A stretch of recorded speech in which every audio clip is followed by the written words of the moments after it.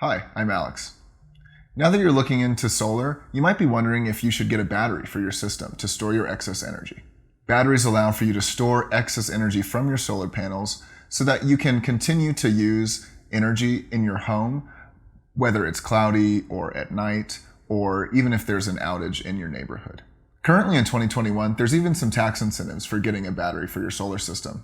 Right now, the federal government is actually paying up to $5,000 in tax incentives for your battery. You might be thinking that one of the biggest incentives for getting a battery is to avoid an electricity outage that may happen in your neighborhood, but actually those aren't very common and they don't last very long, and usually when they do occur, it is at night.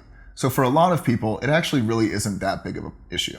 However, if you own a property that is very dependent on electricity being constant and consistent, it might be worth it to get a battery to solve that problem.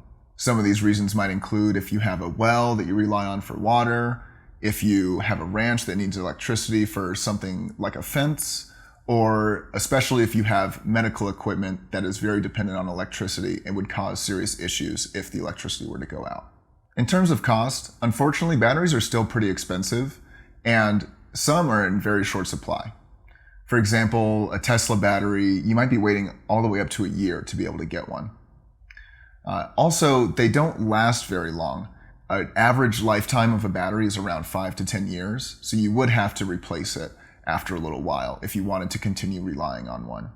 Also, during that time that you do have a battery, you will have to be very diligent about using it often, because if you let a battery sit and don't use it too much, it will start to corrode. Also, it is interesting to note that our electrical companies will continue to become more and more efficient at distributing power among homes. So in the future, there also may not necessarily be a need for a battery if we can continue to get better at distributing that electricity.